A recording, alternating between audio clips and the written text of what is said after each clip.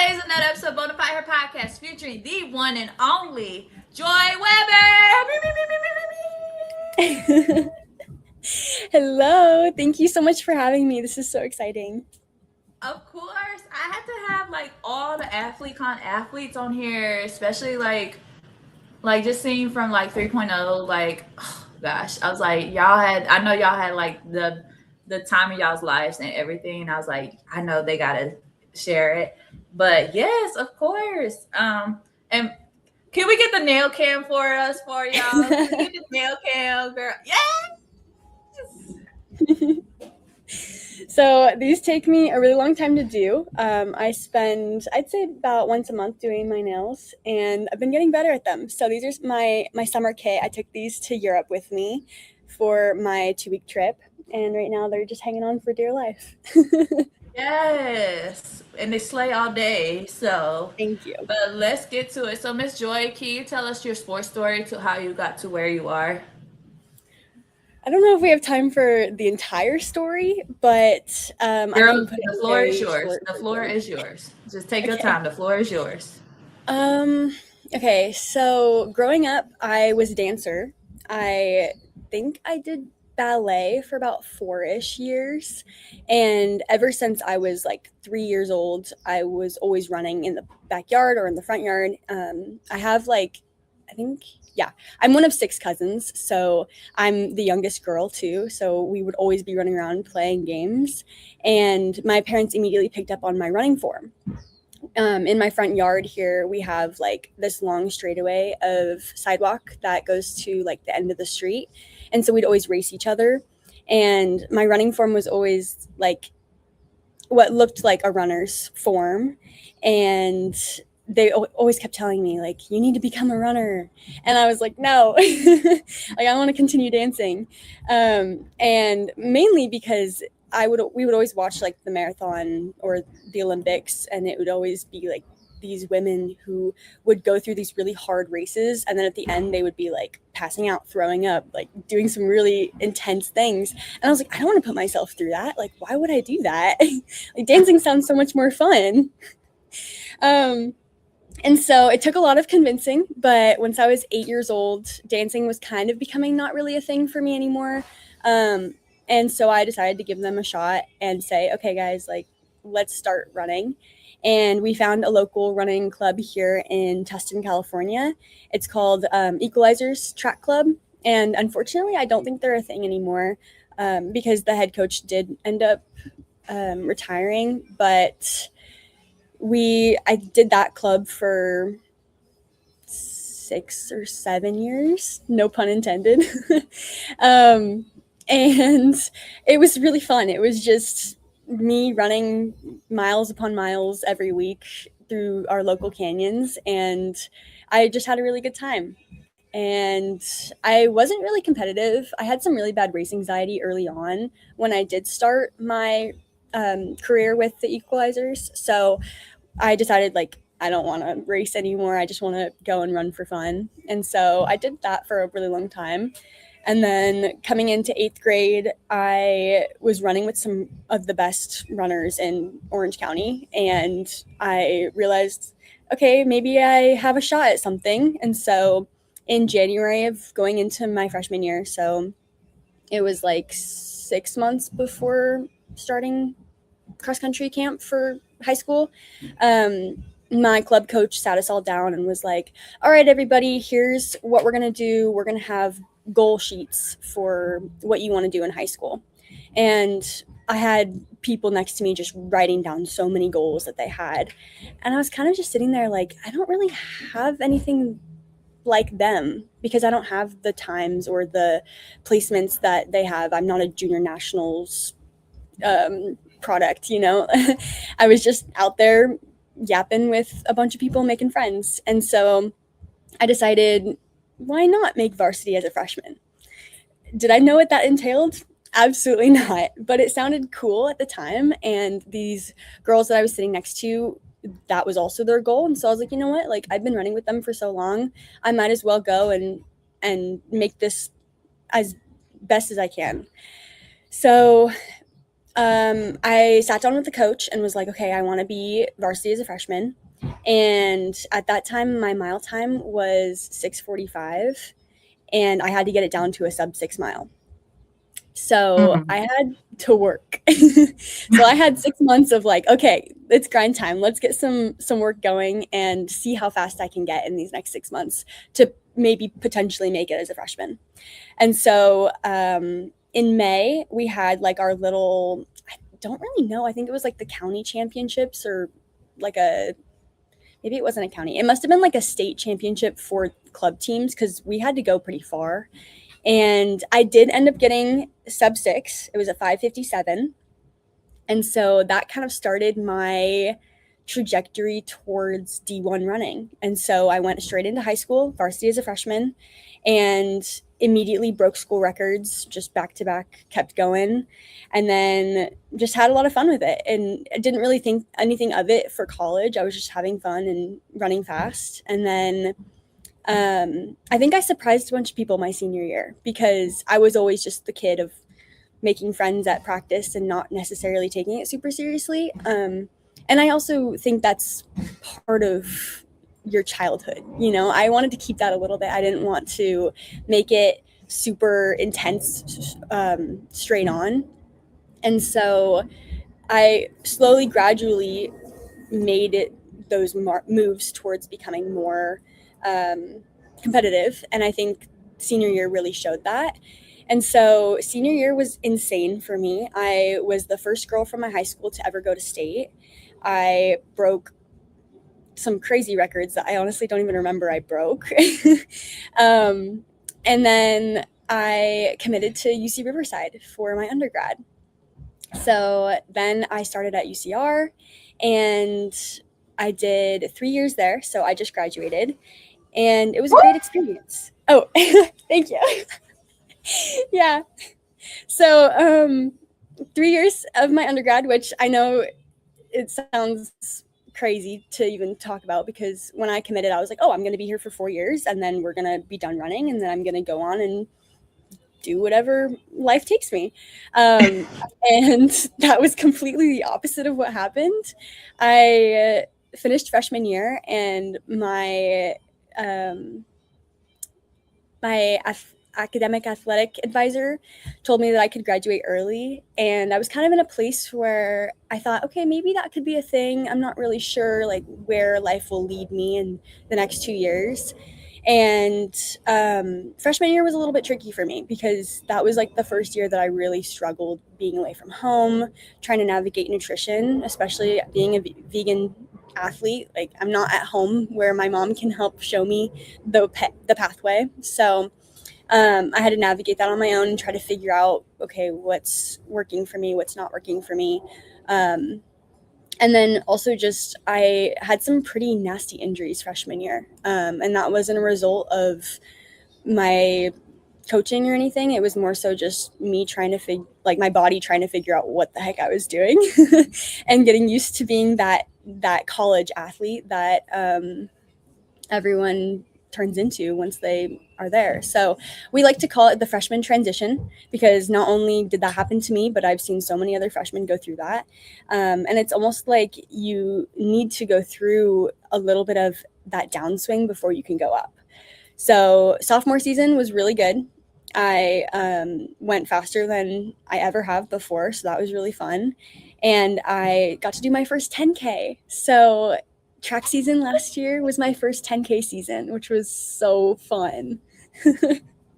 um, and so it was really exciting to get to try some new distances because I'm very much a long distance girl. Like I know after college I'm gonna go and do marathons and half marathons because that's just like my motor, it just keeps going. And so the 10K was really fun to try out my distance side of things. And literally like within my first race, I raced at Stanford and I got the fourth time all time at UCR just on the first race.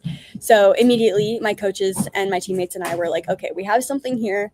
So let's keep working and like let's see where this takes us. So that was really exciting. Then I mean, I've had some downs and some ups, of course, but I actually had tooth surgery in the summertime of last year. I was having some really bad toothaches where I broke my tooth, and a lot of crazy stuff happened with that. So I had to get surgery over the summertime, and that kind of slowed me down for this past cross country season, which was a little bit unfortunate just because I was already on this really huge upswing. But I had a little bit of complication where it messed up a nerve that goes through my nose. So I haven't been able to breathe through my nose for the past like 13 months, which is crazy. Yeah. So, yeah, so navigating that was super interesting. And I think that's just like an ode to running itself. Is like you're going to have these moments of setback, but like Mhm. how you come back from that or how you're able to combat it is really what shows who you are as a person and who you are as an athlete. And so I just kept working and kept grinding, and I had a really good track season this year, and I think it was my best track season yet, which is really exciting, even with the things that I were setting me back at the time. And I decided, okay, like I'm at a really good spot in my athletics and my academics. So I think I'm going to take this moment to appreciate where I am, but know that I can be better and do better. Mhm. So I'm going to graduate and I'm going to see where I can go next. And let me tell you, that was a very hard decision because I grew to love my girls. Like, I have a very few, there's like a few girls on my team who are going to be my future bridesmaids and my best Aw. friends through life. And so that was a really hard decision to make because it was like, oh my gosh, like I'm leaving them and I don't want to do that. But also having to do what's best for you in the long run is also really good too. So I graduated with my degree in media studies, and I am heading to Cal State Fullerton in the fall to continue my running career.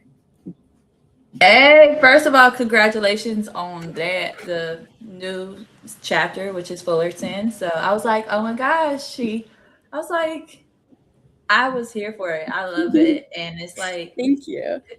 so, oh, I just want to say I love your content that you have created, especially with AthleteCon. Like the one that you did. Oh my God.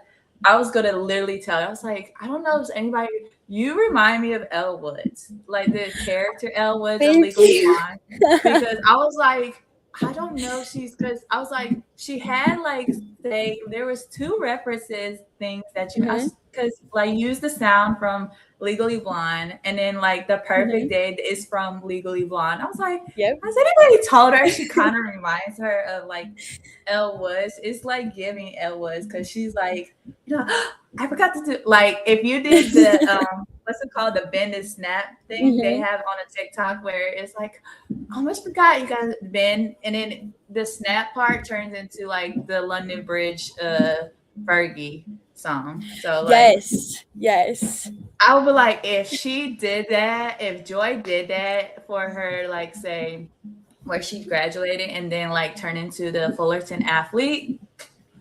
T. Oh, that would have been good. I actually had that one planned for like a meet day swap. So Yes. stay tuned for that for sure. But yeah, I bedazzled my cap. I don't know if you saw that too. It said what like it's hard, and then at the end it says graduating in 3 years. Oh my gosh. What you thought that was hard? I was like, oh my Right? gosh. I was like, what, you thought this was hard? Like, it was so I was like, I don't know if anybody told her she reminds of I was like, because it's good. I was like, Thank it you. did the AthleteCon content and it's like the perfect day and it's like Hmm. pink and then it's like I was like, I see it. I was like, this is Elle Woods. Like, I Thank see it. you. That's the biggest compliment because I do like see myself in her and how she was able to combat so many like setbacks, and yet she still had a smile on her face. She still wore her pink and she kept going forward. So I like to do that as well. just I see myself in her. So thank you. Of course. And speaking of which, with, you competed at Riverside, and a lot of people like to kind of like, downplay mid-major competition. I come from a mid-major competition as well. So for you, what would you say is some of the misconceptions of the mid-major competition? Oh my gosh. Like, I think the mid majors could be better in so many ways than the um, Big 12, the Pac 12, all those big schools, mainly because we have such a variety of people within our school. We have people who are there that want to become pros that are just not quite fast enough to be at those big top schools, but know that they're going to get there eventually. We have people who are just there because they had some really good times in high school and they want to see how far they go in their athletics. We have people who are just there to have a good time but are still really talented. And so I was really lucky that when I came into UCR, I had two really, really fast girls who were like top in the country, or I guess top in the country. They were running some insanely fast times. And so I looked up to them so much. And I did turn down a um, top school in this West Coast area in order to go to UCR because I wanted to be just like them. And so I think the misconceptions with being a big fish in a little pond versus little fish in a big pond is something that should be really noted because some people don't want to be like number 12 girl on University of Oregon's team, like they want to be maybe number 1, 2, or 3 on UC Riverside's team because you can make a bit of a bigger splash in that way. And so that was really what made my choice was, okay, like I need to take a step back and figure out really what I want out of this and what I can see myself benefiting from. And so my goal is to be a Olympic marathoner or a US like Team USA trail runner. And so to do that, I felt like it was a good time for me to really take that moment and be like, okay, I want to follow in these pathways that these two women are doing right now at UCR. So my best way to do that is to go and train with them. And so um, I think it really just takes one or two people to make that decision for like help you make that decision. And so I think the misconceptions with mid majors are very downplayed, and I think we need to heavily take like reconsider them and make them a little bit more of those higher majors because we have girls that are running these crazy insanely fast times at mid majors and I don't see any headlines for them.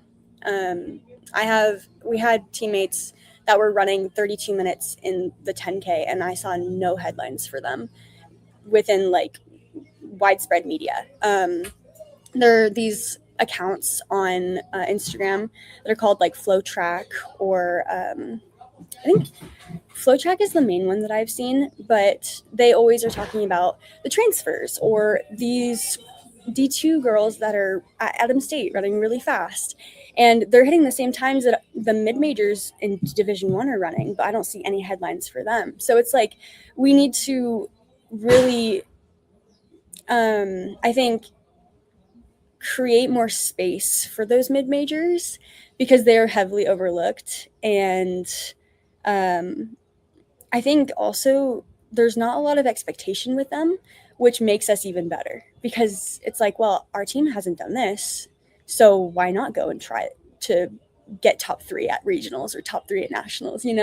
So and that's what's really going to help the Big West this year too is that we are getting CBU, we're getting University of Utah Valley, or Utah Valley University, and then we're also getting Stan State, or I'm sorry, not Stan State, we're getting Sacramento State.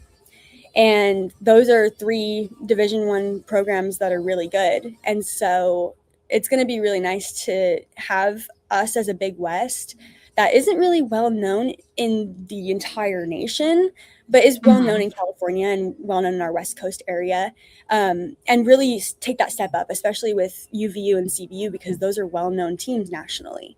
So I think that's going to be what's going to really help the Big West and the schools within the Big West become a little bit well known. Because when I was at AthleteCon, I introduced myself to a bunch of athletes and I was like, oh, hi, like I'm Joy Weber. I'm from UC Riverside. And a lot of people were like, oh, well, where's that? And I had to explain, like, okay, well, we're a UC in California. We're one of the top universities academically in the nation. And like, I really had to tell them like what a UC school was, which I feel like is kind of crazy because I mean, we have UCLA, we have Cal Berkeley, and those are two really well known UCs, but then you don't really hear about anything else. So it's just more representation. And that's really what my media is about, is showing that we are here, we are still running fast, we are still working hard, and we're being a face or a name for these smaller schools that may not be as nationally ranked or well known. Absolutely. It's interesting how, like, because I know there's a UC Riverside and then the UC Irvine. I know I've Mhm. like heard of those two, but like the fact that like somebody say tell you like where's that at? Like, wait, did y'all not like just there? I'd have been like, it's. I've been like, it's just. But yeah, I just think like the when it comes to mid majors, like you said, like there needs to be more like visibility opportunities because you have so many, just a lot of athletes that come from mid majors that have done say numbers that say the top player or some of the players that's in like the D1s, big D1 colleges don't do. So Mhm. and a lot of, and I think a lot of people need to realize too, when especially athletes, you know, is it everybody's dream to go to D1, like the big D1 colleges? Yes, absolutely. Like for the name and stuff, yes. But at the same time, it's like, do you want to showcase your talents and go like say a mid major, D2, D3, or NAIA, or do you want to like say have your talent be minimized and you sit on the bench and you don't get Mhm. a chance to showcase your talent? So it's like you have to go where you're going to be valued and celebrated and not tolerated and not have like say your talent be diminished because you have that mindset of it's D1 or bust. So Right. Yeah, and that's not to say that it doesn't happen at mid majors. I mean, there are moments when you may not feel as valued because there's so many of you, you know? And also, we don't have grade A facilities. Like, we don't have nationally well known places to go and rehab and do our weight room and everything. Like, I mean, our weight room was just falling apart when I got there, you know, and we're working to make it better. And so it's like um, we may not have the funds that some well-known universities have, but I think that's what makes us stronger too, and a little bit more um, I guess with a chip on our shoulder, because it's like, well, I'm still running these same times and I'm not even getting the same um, facilities or the same types of places as these other athletes are doing. And so I think that's something to note too, because it's like, yes, we are super well, like underappreciated. And it shows in where our facilities are, what our tracks look like, what our gear is even. And so I think also with appreciating everything more and becoming a little bit more like understanding towards mid majors, and maybe even making them a little bit higher rank than what a lot of people already think of, it would help with the money factor or the gear factor, or even just like helping us up our facilities, because that's definitely something that I noticed, like in top tier schools versus like mid majors, there is definitely a difference. But also at the end of the day, like when you step on the line, it doesn't really matter what you have on and what you come from, because it's like the training that'll get you to where you need to be. absolutely. And girl, we definitely got to talk about, first of all, like I said, I love your content, especially with Thank you. AfriCon. There was one video that I saw, and it was so cute because I think y'all, I think you were at AfriCon. You were on the treadmill, and there was a guy, and he was like, you know, what's going on? And it was like y'all had the bars. I was like, oh, this is cute. I don't know. I was like, oh, this is cute. Y'all cute together. I was like, oh, Thank you. oh. So first of all, what was that like to be part of AfriCon 3.0? It was the most surreal experience I have ever had. I am not even kidding. Like, I walked in there completely ready to ask so many questions and have my notebook be filled and just take in the entire experience. And it was just a whole other level. Like, I completely left there a new person and knowing more than I walked in with, which is something that I feel like isn't very common when it comes to like conferences or conventions, because it's like, okay, like you go, you learn a little bit, and then you walk away with whatever you learned.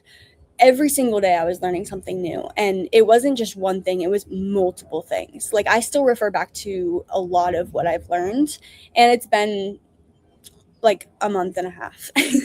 So I like to say it was like a life changing experience, because I was finally in a place with a bunch of like minded people, and it felt like we were all in that same spot to get to this to one goal, and that was to just improve.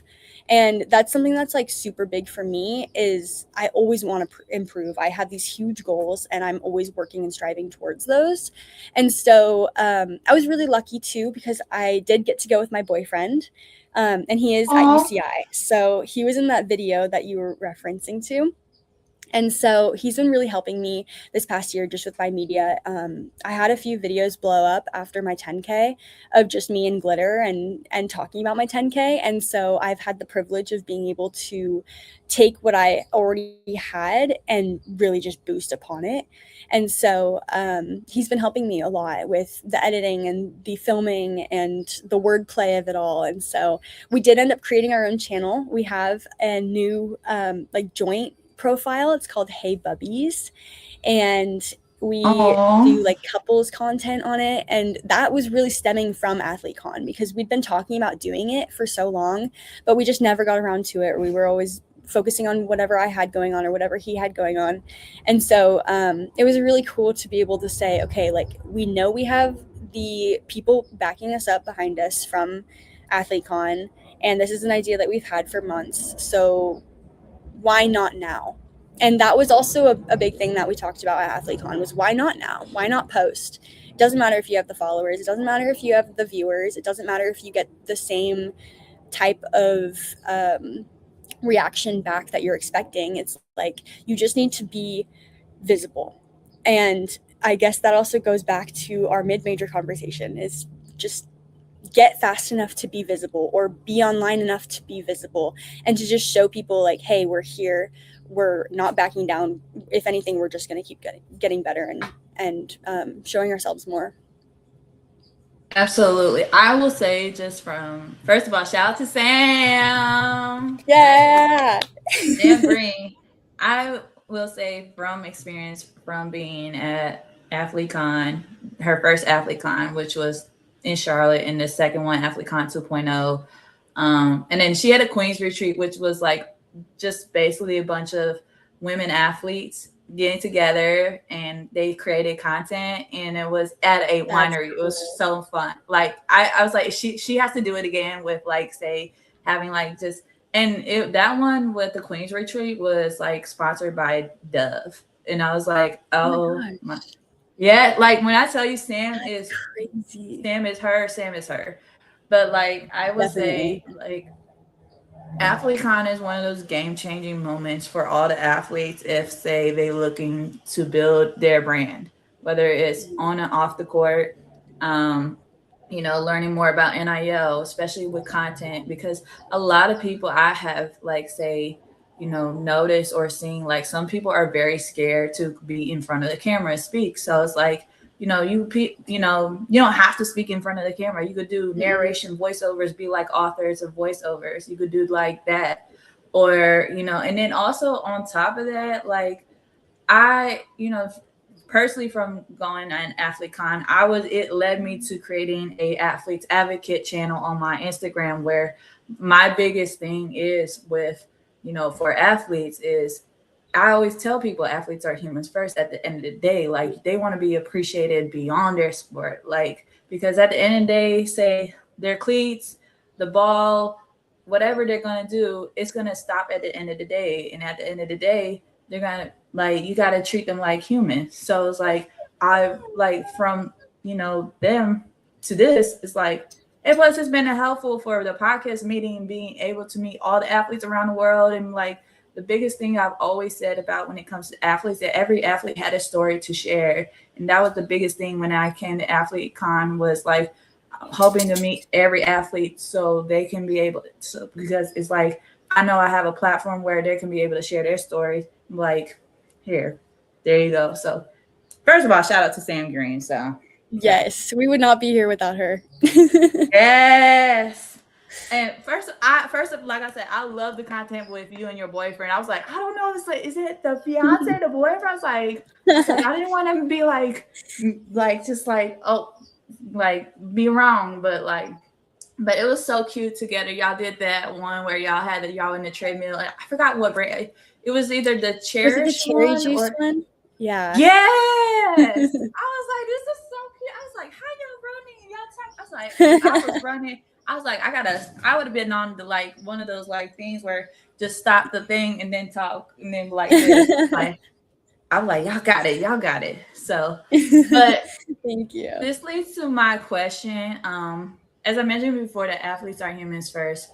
As a woman and an athlete, how important is mental health to you? So insanely important. And it's not talked about enough. I mean, I don't even talk about it enough, but there are so many days when I do not feel like I am cut out to be a Division 1 athlete. And I compare myself to the other girls that I see that I line up with, or I compare myself to the professionals even, and I'm not even a professional, you know. And I think surrounding yourself around people that are really and genuinely going to support you is so important. Um, I've been around people that don't support me, and I've seen how that impacts my mental and physical performance. And I've been around people that really do support me and genuinely want me to be my best. And I've seen how that has impacted my performance and my mental health. And I'm going to choose the people who are going to support me day in and day out, no matter what. And so I think it's so incredibly important for especially women athletes to talk about feeling good enough, or not necessarily worrying too much about the comparison factor, or just being real when it comes to their thoughts and their emotions, because there are so many times when it's like, oh well, you're just a woman, so you're too this or you're too that. And it's like, well, no, I'm experiencing it just as much as somebody else might be, but it's hitting a little bit harder because I'm going through all these extra emotions on top of um, just being an athlete. You know, like we have more hormones than the male athletes. And so I think that also comes into play of like, we may not be feeling our best every single day, and yet we're still here. We're still putting in the work. And there are days when it's okay to push through, but obviously there are days when it's like, okay, I need to take a step back. And yeah, I think that is something that just needs to continue to be talked about. And I really admire, sorry, there's construction happening. Like, It's all. I can't even hear a thing. I'm hearing you. okay, I can't good. even hear the background. So There I was was like like, a oh. random bang, and I was like, oh my gosh. um, and so Simone Biles and Serena Williams are both really upfront about their mental health, and I'm really appreciative of that because they are the women that the young girls do look up to. And so I think it's just important, even for Division 1 athletes or high school athletes, to talk about it. It just shows how much it does really impact us. I was going through a lot of mental difficulties early on this year, and my distance program worked with CBU's mental performance program. And so I worked really closely with this one girl who was a master's student at the CBU program, and she was so helpful because sometimes you just need to talk to somebody that will listen, you know? And sometimes you feel crazy and you're like, this doesn't even make sense to me. And then you'll talk to somebody and they'll be like, no, you're completely fine. Like, that's normal, you know? And so I think just being heard and feeling understood is really helpful as well. Absolutely, because athletes' mental health, especially when it comes to the aspect of mental health for athletes, it's almost like being swept under the rug. You don't hear a lot about it until, say, somebody passes away, or Yeah. someone, offs themselves, or someone is, say, and it's like, and people are like, why is this happening? Like, it's been happening, but a lot of people like to sweep it under the rug and keep it moving, and like, say, see some of these athletes as prophets instead of people. Mm-hmm. And and it's just like, these are people, they're not robots. They are human beings. They have feelings and emotions just like the next person. So it's like, Yeah. for them, I think, I, you know, just for athletes to be able to speak up, I think is so important, because you never know what, say, that person that looks up to them may be going through, or, you know, the next person that is coming up, and it's like needing somebody that, man, it's like, I wish I could be like that. You know, and you mentioned like the comparison, because like that's one of those things, like, we find ourselves trying to compare ourselves to, say, another person's journey, or trying to compare ourselves, you know, how can I beat the fast time and stuff. But one of the Mm-hmm. biggest things I've really learned is in life is comparison is the thief of joy. Like, Definitely. one of the biggest, like, because you never know what someone's journey had to go through and stuff. And sometimes, like, comparison is the thief of joy. It's like, it's stealing your shine, is stealing your joy of how you could be able to shine above that. Because, like, you could be doing something that the next person cannot do, and that next person can be like, man, I wish I had that. But it's like, you can wish, but everybody got gifts from other things. So, Yeah, but exactly. this leads to my question of, when it comes to representation, especially for women's sports, and seeing the visibility of women's sports continue to grow and rise in viewership, you know, what does representation mean to you? It means everything. And I think that's why it feels so important to me to be a representative of the plant-based lifestyle, because I didn't grow up seeing any vegan athletes out on TV running a marathon or half marathon or out there on the Olympic trials. And so being able to be that person for somebody else, it means a lot to me knowing that I'm exactly what I needed when I was little.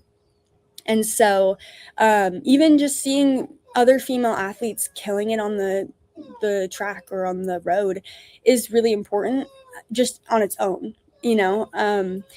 What 50 or 60 years ago, women weren't it wasn't normal for a woman to be running anything more than like a mile or something like that. Like, we weren't running marathons. We weren't doing trail races that were hundreds of miles long. And so seeing those distance female athletes succeeding even in their 30s and 40s is really amazing, because it shows us younger athletes like, okay, I'm 21 and I know that I still have 20 years left of my career. I don't have to be done when I graduate college, or when I'm done with my master's program, or when I'm done with high school. Like, literally any thought that can come through a young girl's mind. And so I think it's super, super important for young athletes of any gender, of any color, of any belief to see themselves in an older athlete. And so, yeah, I think that is just a super important thing for everybody. And it's becoming bigger as we go too, because now that I'm older, I'm seeing vegan athletes competing in the Olympics. I'm seeing even the Olympic staff bringing in more plant-based foods for the athletes who may not even be vegan or vegetarian, because it's better for your body, because it's better for the economy, because it's a little bit cheaper, because it's going to help you with your recovery, because of all these things. And so it's really cool to see not just a person doing something, but a whole federation. And I think that is also really cool to be able to visually see, but also as a community be able to talk about and be like, guys, like this is a first thing, or like the first time we're ever seeing this. So yeah. That's interesting. Like you did mention earlier, you're vegan and like you were looking at the time, you're like vegan, like the nutrients and stuff. And I was like, I wonder if she's ever tried this brand called Good Eating. It's by Chris Paul. It is, Ooh, it is so good. So it okay. is, if you love snacks, if you love, Always. say, like, so Chris Paul, he ended up becoming vegan and plant based in like the middle of his career. Like he started this company called Good Eating. So they have like popcorn that tastes like cookies and cream, that tastes like a yeah, so it's dairy free, it's plant based, and it's Wow. vegan and it's gluten free. So he has the popcorn that tastes like cookies and cream, the white cheddar popcorn. He has the hot puffs that's so amazing. That's made out of like cayenne peppers too, and Ooh, like like you know how like people love the Doritos, like the blue and the red Doritos. He got yes. those, and yes, he got those, and he got like the cinnamon puffs that taste like the cinnamon donut. I'm telling you, like Okay, I need to that's look into like that. it is, and the logo looks like this, Oh, but it's so good. cute. It's Good Eating, so it's Good and then EAT, like apostrophe N. It's Good Eating. I'm telling you, girl. If you Okay. love snacks, and and plus it's plant based and it's vegan, it's dairy Even free and gluten better. free. It is amazing. I'm telling you. I was like, I got my little dessert with my popcorn. I got my little snackies with my hot puffs and cinnamon. So I'm like, I'm set for life. I Like love it. girl, I'm telling you, I'm gonna put you. Because I was like, she's Yes. vegan and she loves snacks. I'm gonna put her onto it. Like I'm pretty sure Perfect. it's really good. Thank But you. they had Okay, I'll oh, look into it for sure. girl, I was like, I had to. I was like, but this leads to my question is, if there was a word or a phrase to describe your journey so far, what would it be? Whew. Um,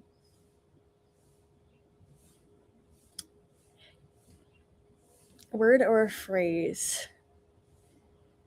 I'm gonna quote my senior quote, and it's "Be kind and work hard," because there are so many moments when you don't feel like somebody is being kind to you in your sport, whether it's a coach, a teammate, a rival.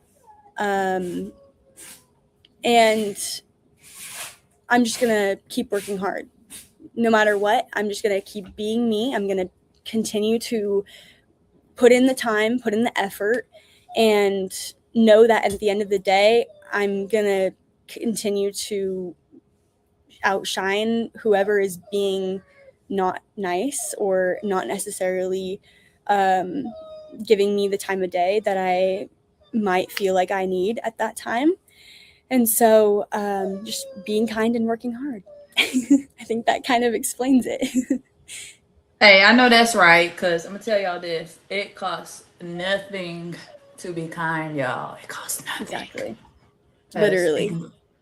you put kindness out in the world, them kindness is gonna come back to you multiple times. Bow, bow, bow. Exactly. So and this and I always ask my guests this question because Bonafide means authentic and unique.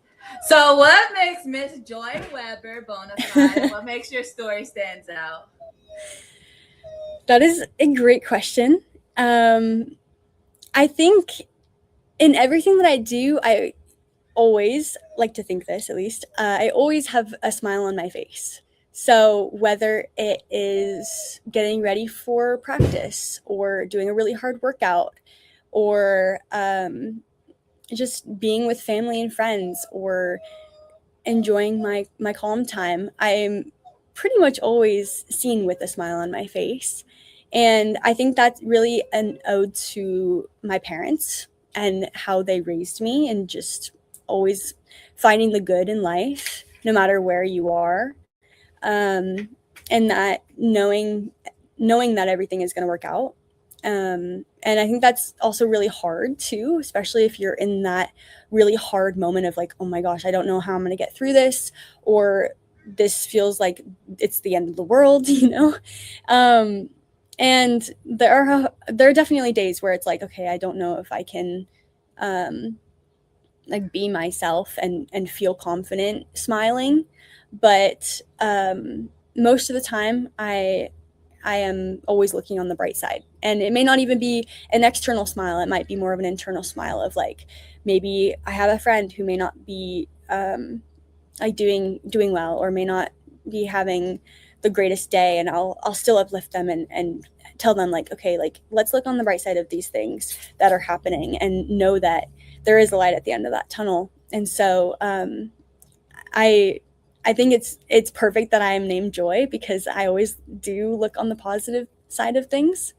So yeah, I would say just positivity, and that smile of good things are always going to come out of whatever situation. I know that's right. You said I like. It's like I think my name's perfect. It's like that reminds me of that movie Inside Out. There's that character named Joy. It's like Joy. Yes. It's like I was like that's. I was like that fits her too. It's like the Thank Joy you. from the character Joy from Inside Out, and then Elle Woods. So it's Mhm. like combine it all together, you get Joy Weber. Perfect. That's perfect, actually. That's like probably the best way to describe me, I think. Yeah. Go. Yes. So I was like, this is perfect. So, but Miss Joy, can you let the folks know how where they can find you, support you, any upcoming events happening your way? Yes. So my Instagram is at Joy Weber with two Y's because we're a little bit extra like that. And I'll be heading up to Big Bear for a running camp in 2 weeks. So if you're a high school athlete and you're going to be going to that camp, you'll see me there. And I'll be at Cal State Fullerton for the next 2 years. So I'd love to see your support online. You can come and watch our races, or just always be rooting for us because that's always a plus. Y'all be sure to follow the queen herself, Miss Joy Weber, at Joy Weber on Instagram with two Y's, JoyWeber.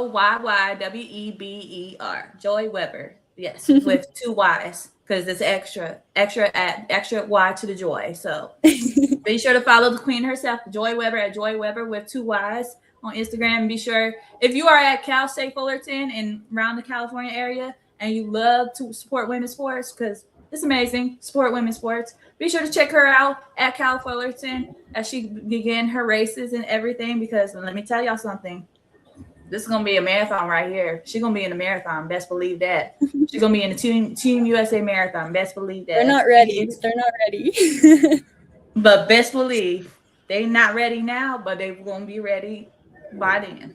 So, but be Definitely. sure to follow Miss Joy Weber on Joy Weber with two Y's on Instagram, and be sure to check out the live replay of Bonafide Her podcast, episode 243, featuring the one and only Miss Joy Weber. After this, big shout out to the queen herself, Yay. Joy, for coming on the podcast. Thank you guys for tuning in. Peace.